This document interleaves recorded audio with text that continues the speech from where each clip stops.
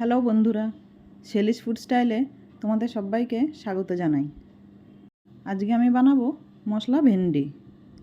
আর এই ভেন্ডির রেসিপিটা খেতে খুবই দারুণ হয় আর বানাতে খুবই কম সময় লাগে। এই মশলা ভেন্ডিটা একদম নতুন পদ্ধতিতে তোমাদেরকে বানিয়ে দেখাবো। চলো বন্ধুরা, দেরি না করে রেসিপিটা দেখে নিই। এখানে আমি 500 গ্রাম মতো ভেন্ডি নিয়ে নিয়েছি। ভেন্ডিগুলো ভালো করে ধুয়ে নিয়েছি আর এরকম টুকরো টুকরো করে কেটে নিয়েছি। ছোটোগুলো গোটাই রেখেছি আর বড় ভেন্ডিগুলো 2 টুকরো করে কেটে নিয়েছি।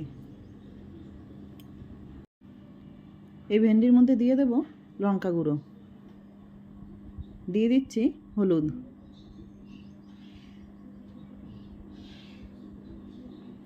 আর দিয়ে দেব কাশ্মীরি রেড চিলি পাউডার।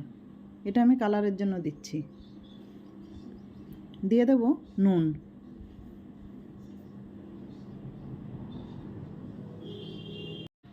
দিয়ে দেব 2 চামচ মতো লেবুর রস,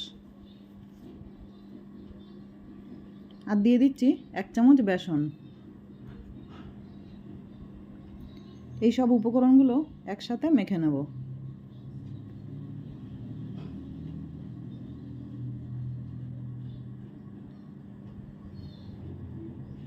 খুব ভালো করে ভেন্ডির গায়ে মশলাগুলো মেখে নিতে হবে।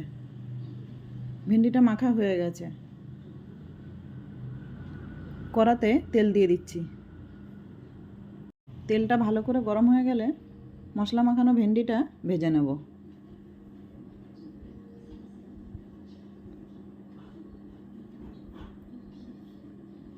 খুন্তি দিয়ে নাড়াচাড়া করে ভেন্ডিটা ভেজে নেব।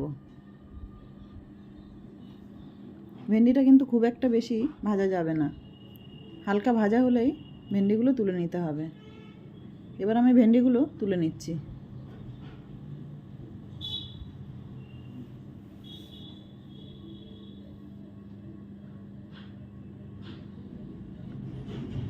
সব ভেন্ডিগুলো তোলা হয়ে গেছে।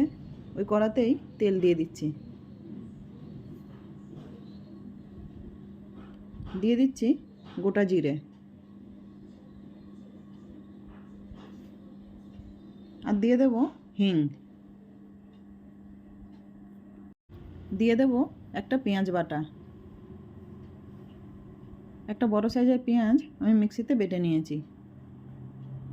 পেঁয়াজটা একটু ভেজে নেব।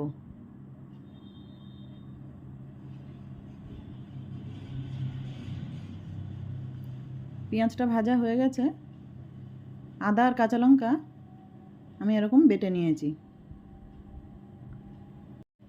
আদা আর কাঁচা লঙ্কাটাও একটু ভেজে নেব।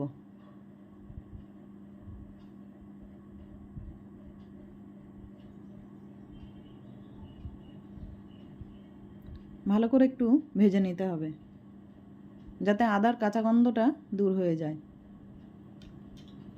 দিয়ে দেব একটা টমেটো বাটা। টমেটো বাটাটা ভালো করে কষিয়ে নেব।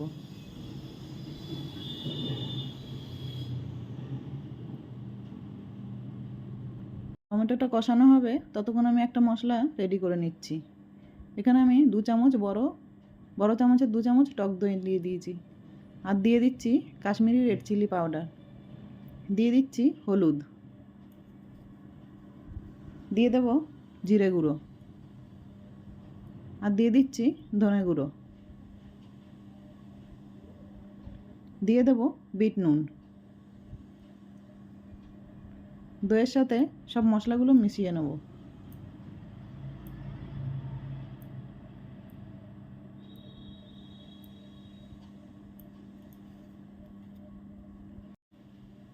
খুব ভালো করে মেশানো হয়ে গেছে। এদিকে টমেটোটাও ভাজা হয়ে গেছে, আর এই দইয়ের মিশ্রণটা দিয়ে দেব।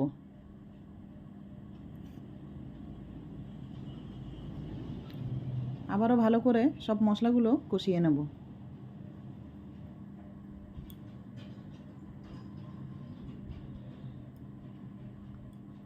মশলা থেকে তেল ছেড়ে দিয়েছে।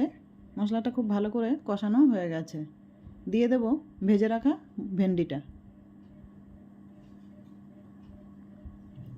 ভেন্ডিটা একটু মশলার সাথে কষিয়ে নিচ্ছি। মশলার বাটিটা ধুয়ে সামান্য জল দিয়ে দেবো।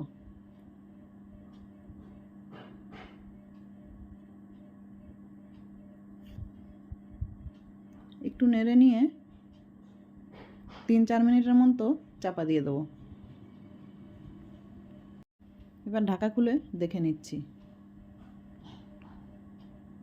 ভেন্ডিটা খুব সুন্দর সেদ্ধও হয়ে গেছে। যেহেতু ভেন্ডিটা ভাজা ছিল, বেশিক্ষণ সময় লাগেনি। নুনটা আমার একটু কম মনে হচ্ছিল, তাই সামান্য একটু নুন দিয়ে দিয়েছি।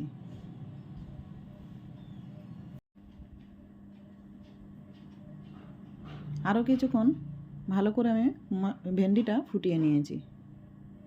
এটা পুরোপুরি রান্না হয়ে গেছে। গরম ভাত বা রুটির সঙ্গে খুবই ভালো লাগবে। এবার আমি একটা প্লেটে সার্ভ করে নিচ্ছি।